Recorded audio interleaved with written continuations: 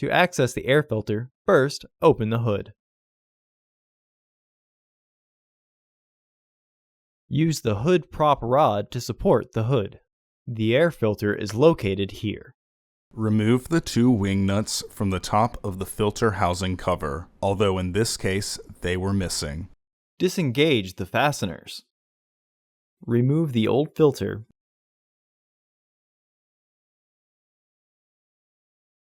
Insert your new filter into the housing. For this demonstration, we have reused the old filter. Re-engage the fasteners.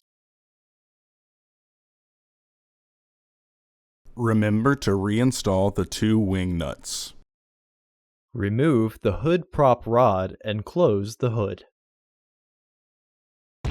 Order your parts today at filterheads.com. Also, please like our video and subscribe to our channel so you won't miss any new content.